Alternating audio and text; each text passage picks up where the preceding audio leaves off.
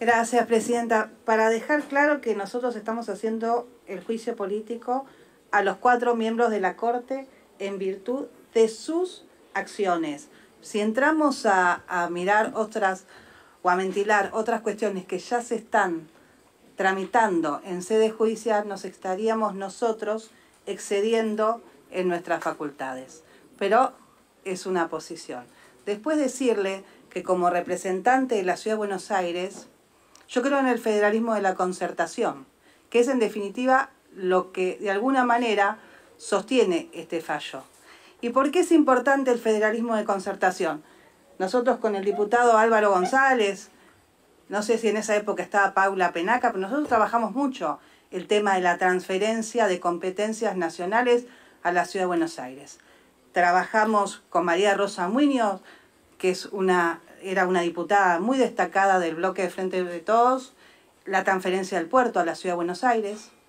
Trabajamos con diputados de todas las bancadas la transferencia de la justicia a la Ciudad de Buenos Aires. Yo fui una de las autoras, y no me va a desmentir la diputada Sigle, de la transferencia de competencias en materia penal a la Ciudad de Buenos Aires, que la verdad que se dio sin un mango. Y fui una de las personas que impulsó como miembro informante el traspaso de la policía. O sea, no es que se dieron fondos así como así, sino que tenían que ver con sostener el sistema de seguridad en la Ciudad de Buenos Aires, que no solo afecta a los porteños, sino a todos los de la Argentina que vienen, trabajan, estudian y se radican en nuestra ciudad. Por lo tanto, tenía una justificación, que es el traspaso de la policía.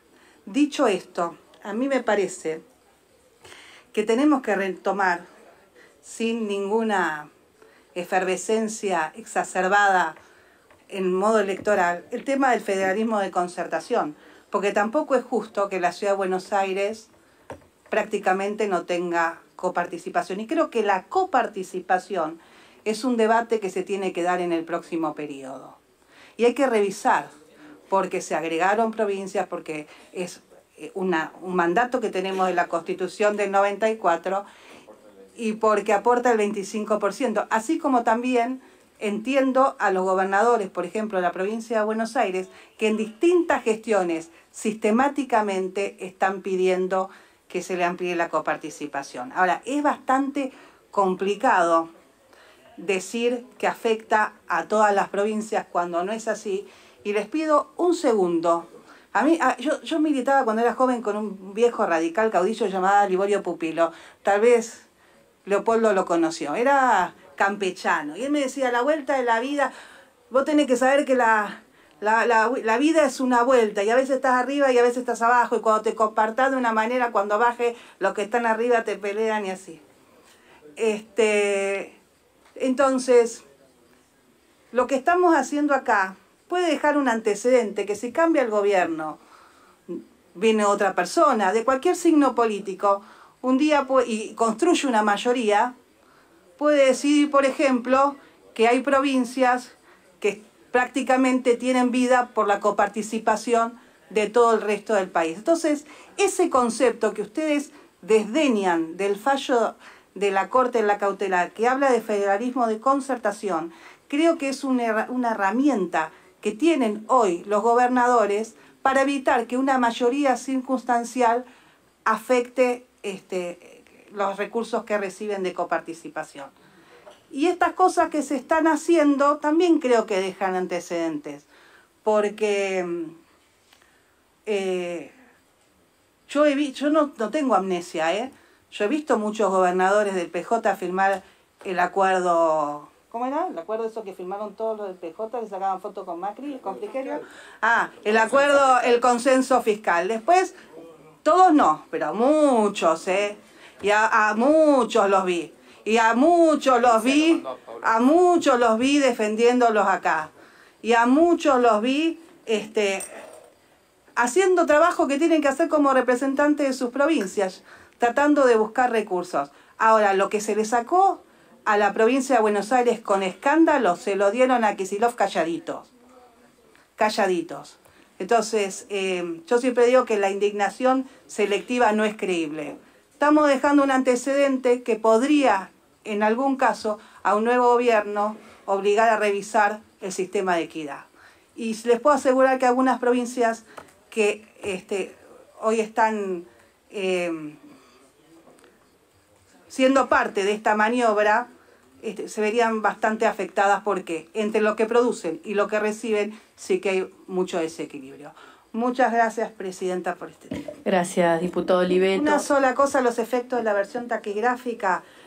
Incumplir un fallo de la Corte es delito y el delito lo está incurriendo el Presidente de la Nación, Alberto Fernández, el Ministro de Economía, Sergio Massa, y todos los funcionarios que deberían todos los días cumplir el fallo de la Corte y transferirle al Gobierno de la Ciudad de Buenos Aires, que no es la reta, sino es dinero de los habitantes de la Ciudad de Buenos Aires y los que vienen a trabajar, a estudiar, a desarrollarse en esta ciudad que recibe, atiende y acobija a todo el resto del país. Ustedes quieren hacer esta cosa de que la Ciudad de Buenos Aires es rica, el interior es pobre, nosotros somos malos y ustedes son buenos. Los argentinos no creen eso porque conocen la gestión de la ciudad y conocen que cuando tienen un problema de salud, cuando necesitan venir a esta ciudad, se los trata, se los acobija y se los acompaña y a gente de todo el país. Esa cosa de la antinomia Ciudad de Buenos Aires contra el interior me parece que da viejo y no está bueno. Y quiero decir esto, tengamos en cuenta que está el Presidente de la Nación, el Ministro de Economía, el titular del Banco Nación y otros funcionarios de menor jerarquía de esas carteras incurriendo en un delito penal que en algún momento van a tener que rendir cuentas en la justicia. Buenas tardes, no sé, estamos desde ayer en continuado. Buenas tardes, doctor. Solo una pregunta. No, cuando se vaya el señor le pregunto si lo puedo ver. Mil disculpas. Doctor, ¿la Procuración tuvo intervención o aconsejó a los miembros del Poder Ejecutivo que no están cumpliendo o acatando el fallo de la Corte? ¿Hay algún dictamen? ¿Hay algo?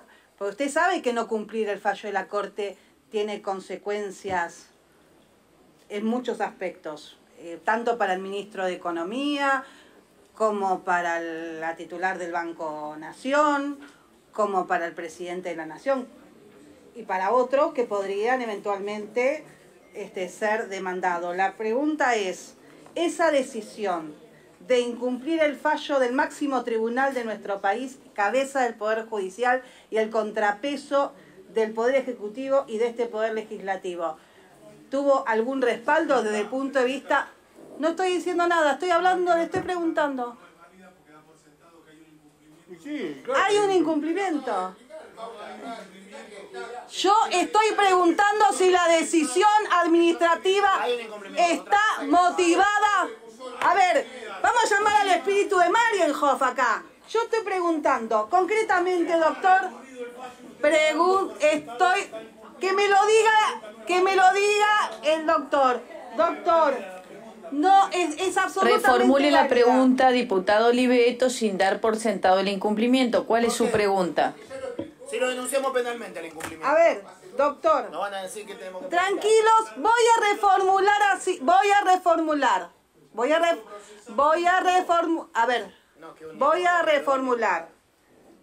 Doctor Díez, usted ha sido funcionario de nuestro gobierno, lo respetamos mucho también como jurista. Una persona que ha estado en nuestro gobierno y ha estado en este gobierno es una persona que evidentemente tiene antecedentes para asesorar a todos los gobiernos. Mi pregunta es la siguiente. ¿Usted sabe si se está cumpliendo o no se está cumpliendo el fallo de la Corte? 1. De no tener incumplimiento. ¿Sabe cómo se adoptó la decisión? ¿En qué fue motivado? 2.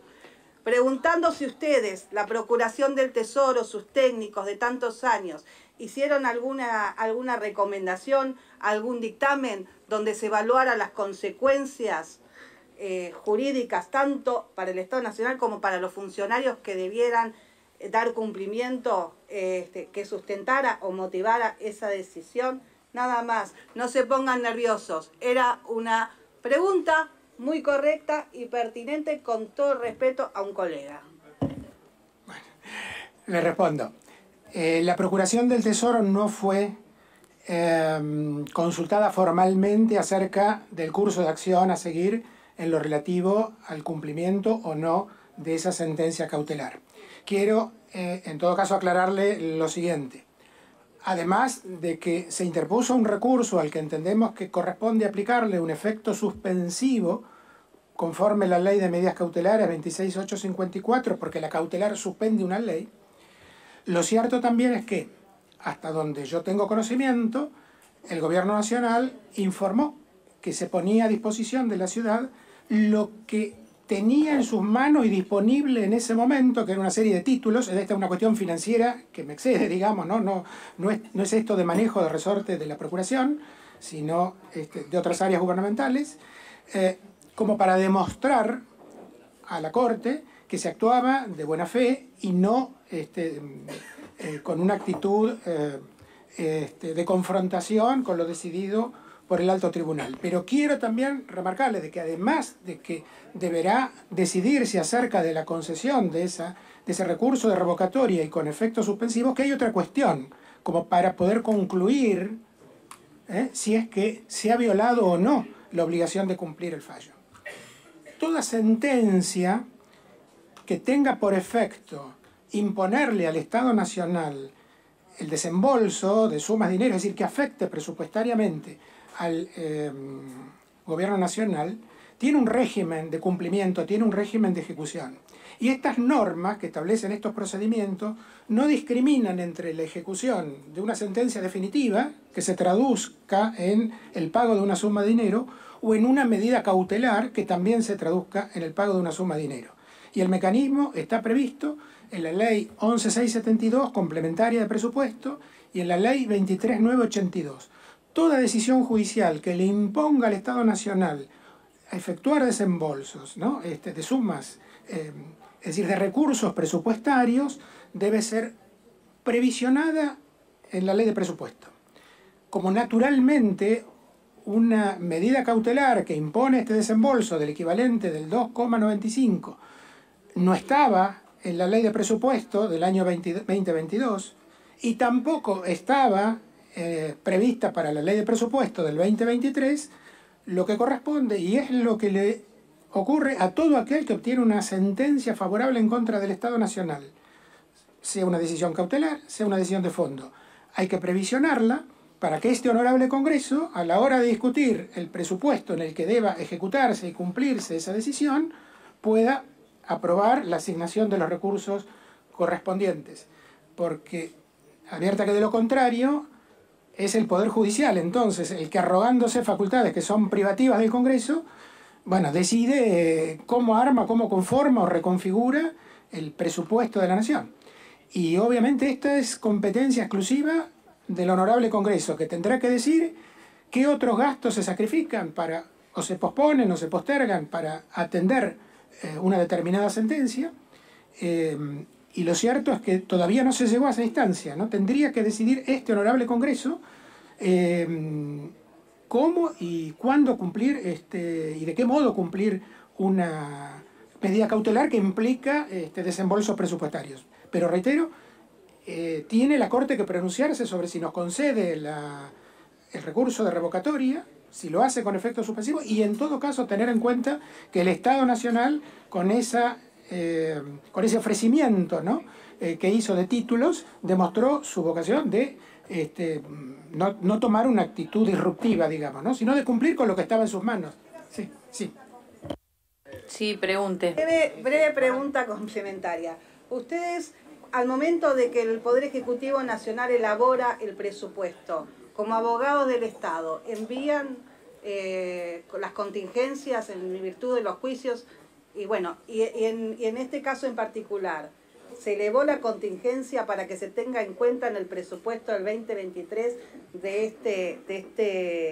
como consecuencia de esta situación que hoy estamos analizando. Le comento. Lo que está previsto en las normas de administración financiera del Estado Nacional es lo siguiente.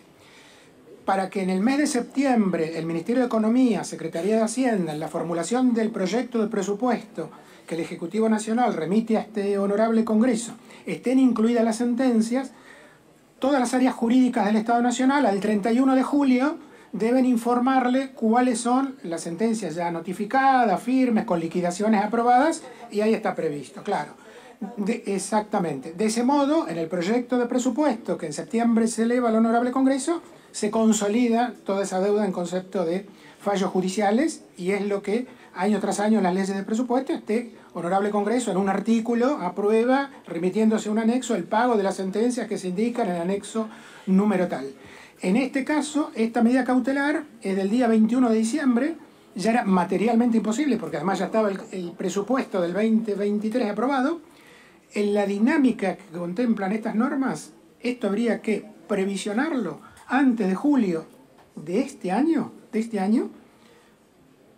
para el año siguiente, para el 2024. Este es, en todo caso, el mismo escenario que se le presenta a cualquier persona jurídica o de existencia física que obtiene un fallo favorable, firme, que se traduce en el pago de suma de pesos y que tiene ese fallo en el mes de octubre, noviembre, diciembre. Ya no va a entrar en la ley de presupuesto del año siguiente, sino que habrá que preverlo en el proyecto de ley de presupuesto para el año subsiguiente, digamos, ¿no? Y esto es lo que acontece en este caso, y por eso, insisto, nadie nos consultó, pero claramente no puede ser ejecutada esa medida cautelar, porque, a ver, ¿quién decide si se saca dinero, no sé, de los hospitales públicos, de la defensa, de dónde para cumplir esto? No, tiene que decidirlo el Congreso, y la forma es aprobarlo en el marco del presupuesto en el cual deba atenderse ese gasto, digamos, ¿no? Gracias. Solo a los efectos de que quede la versión taquigráfica, imagínese el daño a la Ciudad de Buenos Aires, que tenía presupuestado esos fondos que finalmente no tuvieron, y el ajuste que tuvo que hacer en seguridad y en salud en medio de la pandemia. Solo a los efectos de que quede en la versión taquigráfica y con todo respeto.